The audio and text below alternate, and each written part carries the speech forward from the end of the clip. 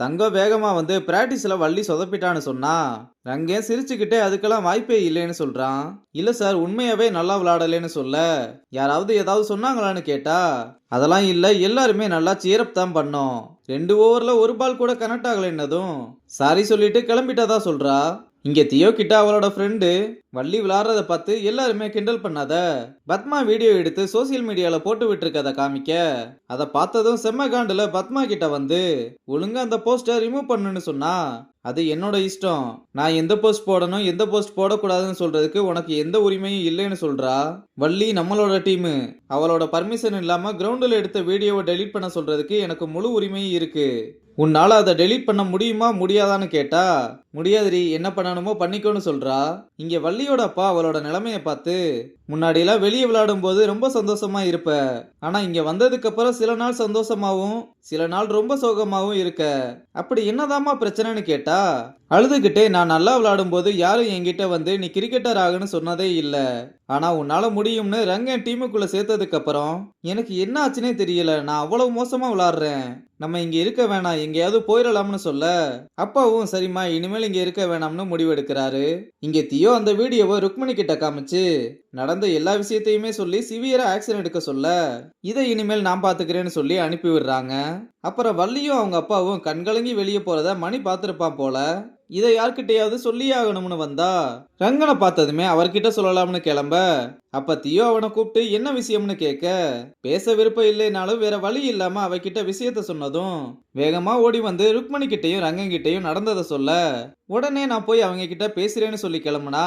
இல்ல இப்ப வேணாம், வள்ளிக்கு கிரிக்கெட்டை பத்தி நல்லா தெரியும், ஆனா கிரிக்கெட்டோட உலகம் எப்படி இருக்கும்னு தெரியாது, அதனால கொஞ்சம் கொஞ்சமா தான் இந்த உலகத்துக்குள்ள அவளை அடாப்ட் ஆக வைக்கணும், இப்போதைக்கு கிரிக்கெட்டே வேணாம்ன்ற மைண்ட் செட்ல தான் இருப்பா, அதனால அப்புறமா நானே போய் பேசுறேன்னு சொல்ல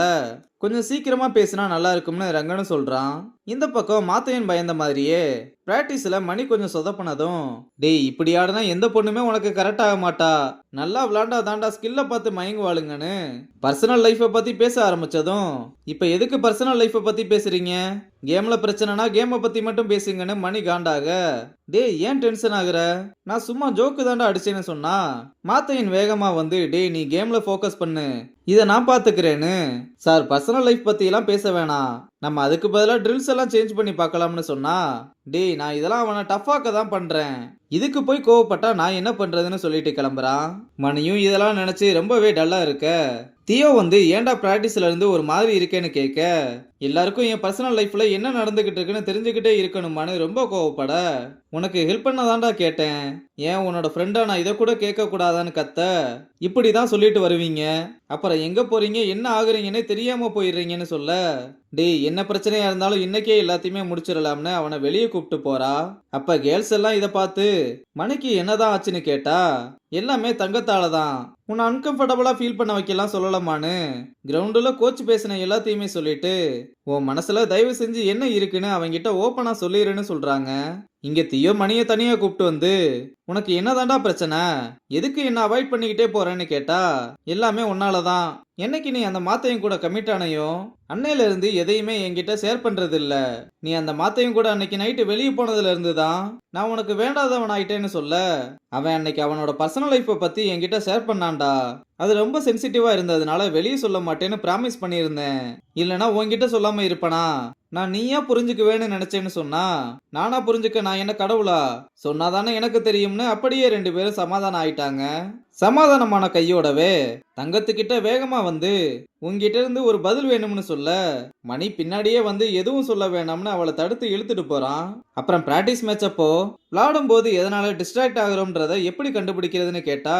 உள்ள போனதும் 2 செகண்ட் கண்ண மூடி நெல்லு, அப்ப எதுவும் கண்ணு முன்னாடி வருதோ